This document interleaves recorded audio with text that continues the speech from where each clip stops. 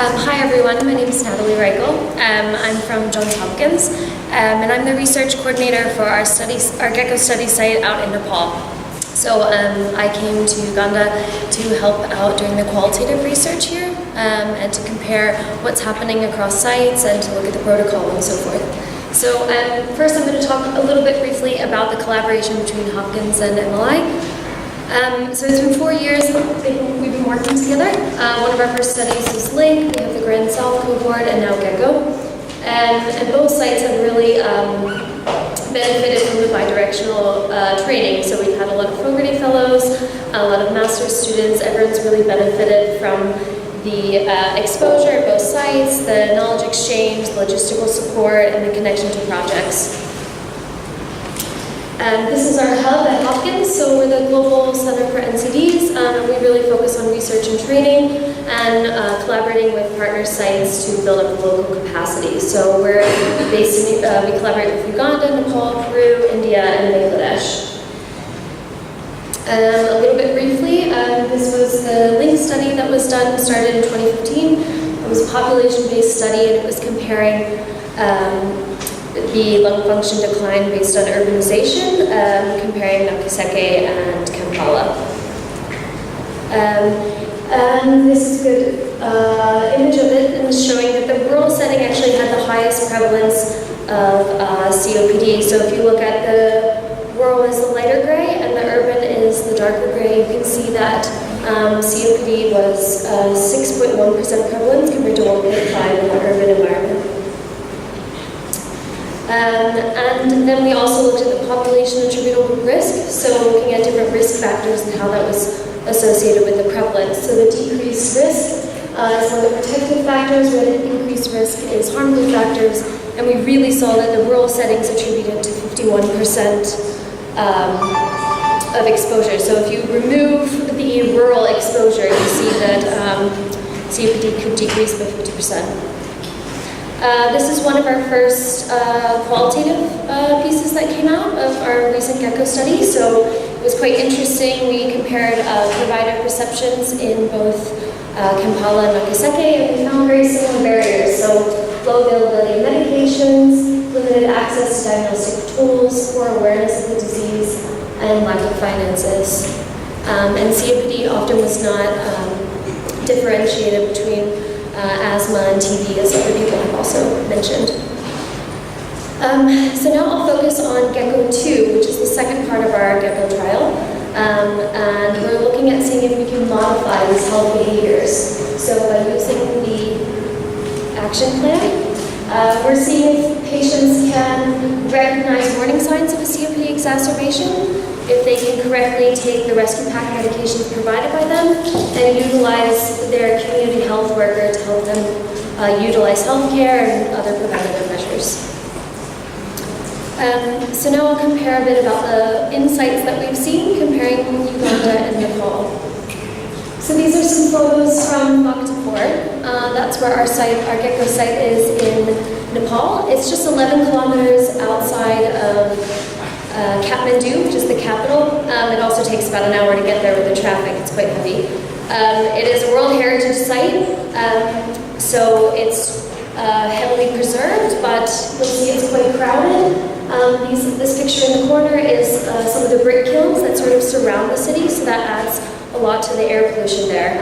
And same as in Uganda, there are no national guidelines for COPD education, treatment, or diagnosis there. Oops, sorry. I don't know how to do that. Okay, this slide is quite important. This one picture on the left shows the evidence of the earthquake. So there was the earthquake in Nepal in 2015, and there's still a lot of destruction all over the country, also in Bangladesh. So we see a lot of dust and a lot of reconstruction happening. So there is a lot of ambient air pollution in that area especially. And a lot of the roads are being dug up to bring in water and waste management systems. So you'll notice if you go to Nepal, almost everyone is wearing a mask because the pollution is quite terrible. And then this is a few pictures of Nakaseke, where it's obviously much more rural.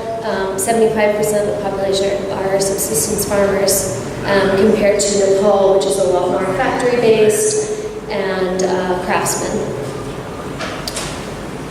This is a photo of our COPD education and action. So both of these persons on the right are leading. They're both community health workers in each setting, and they're doing the flipchart education to some of our participants. So this is the process evaluation. This is the part that I've been focusing on in Nepal recently and also in Uganda. So we're trying to evaluate the study as it's ongoing and see what works and what doesn't work and why. So we've sort of staggered our recruitment. We're taking about 3 to 5 people in the beginning of the trial, 3 to 5 in the middle, and 3 to 5 at the end, and trying to compare their experiences. And we're talking to participants and also community health workers. And we really want to look at what is the cost effectiveness of using the action plan, and then what is the reach, adoption, implementation, and maintenance of this to be used over the long term. This is our public health framework that we're using. We really want to see, who was intended to benefit and who actually benefit. That's one of our reach objectives, and we found actually that a lot of caregivers are benefiting, and that's something that we didn't really consider in the beginning. And then how can we sustain this over the long term? And like Shimanta said, it's what we're implementing actually being implemented in the field. So a bit about the burden differences that we've seen.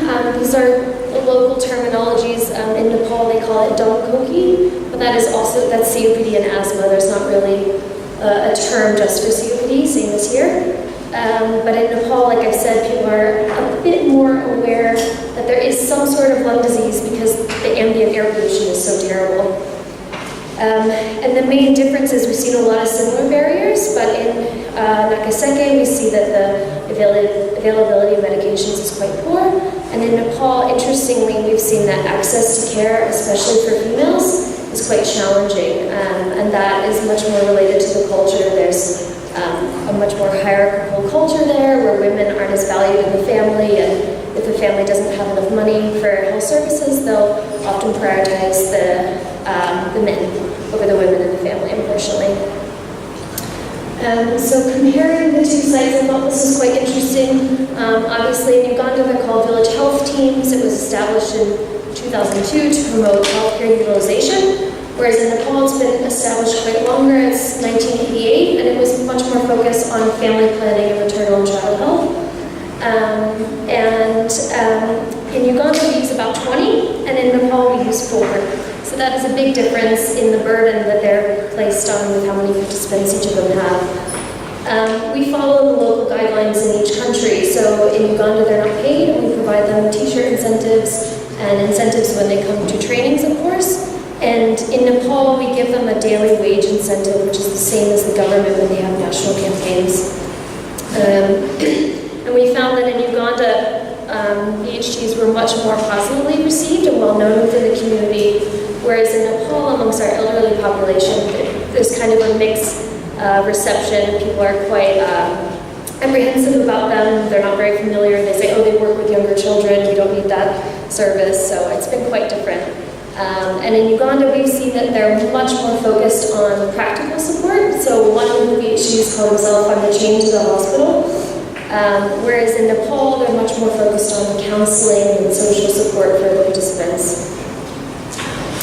So to date, we've done 8, 12, and 14 interviews across the 3 sites. Patricia and I and Shimanta just finished our last one last week. And so some of the factors that have affected adherence to the trial, social support. So if you have a family that's very supportive of you and willing to help you throughout your care, we've seen that you adhere much more to the action plan and community health worker.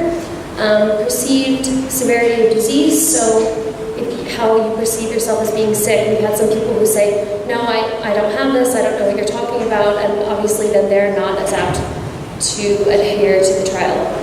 Socioeconomic status and literacy.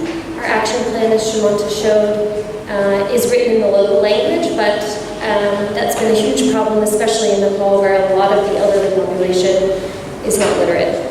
And then perceptions of their CHW, whether they think that they're effective, that they're useful, and then age as well. We have kind of seen both. The younger populations are more interested and want to work with the CHW, but then again, they're working in the fields, and they're much busier, they say.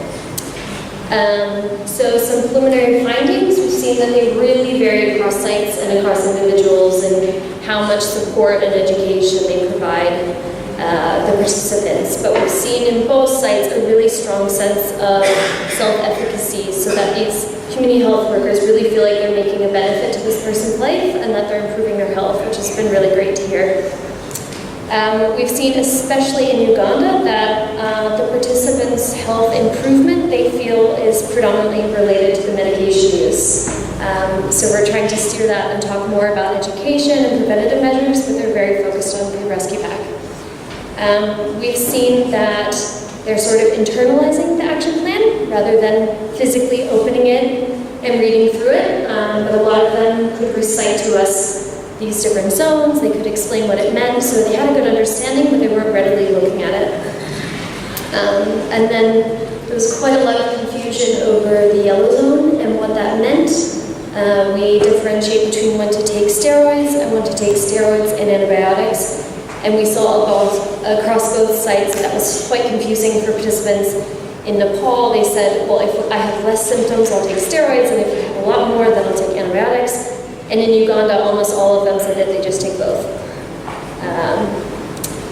And these were some preliminary findings from our interviews. We had one man who actually told us, oh, you know, I didn't really think that much, I didn't attach that much importance to the action plan. Should I go back and look at it now? We had an older woman who's quite endearing. She said, you know, I take care of my grandchildren and they also take care of me. So she was implying that they were helping her a lot with her action plan, reminding her when to take medicines and so forth. And then we saw a lot of VHTs who talked about wanting more training, more refresher courses, and then also transportation for them was quite a hassle. It's very hot and very long distances to get to participants, and they themselves have to pay for that transportation. So where are we now, and what do we do? So we're hoping that this kind of sheds some light on what can be done to improve this in the future. So a more picture-oriented action plan and much more supported. We're trying to support it as much as we can, but we really want to increase the role of the community health worker. And then incorporating the role of the caregiver. That's something that we didn't really think about too much in the beginning, but building the social support network for the participant and really involving the family members. One striking example that we found was there was one VHT who talked about she identifies a person in each of the families and sort of tells them and helps them care for the person, and she also educates them. So that was quite interesting. That's something that we should consider. And then focus on practical services, so medication delivery, easing their access to health services, such as having an advocate at the hospital. We saw in both places that when they go to the hospital, they're quite lost, quite confused, they don't know who to see, what to do. So in both countries, they both requested that the community health worker actually take them to the hospital and help them with that. And then sustainability, so continuous, regular education for the participants, and more refresher courses for the CHWs, and providing some sort of transportation fee or something is going to be really useful if we want to implement this on a larger scale in the future. And thank you, that's all. That's our 2 sites, our team in Nepal, like Shimon had shown, and this is our great Uganda team here. So, thank you.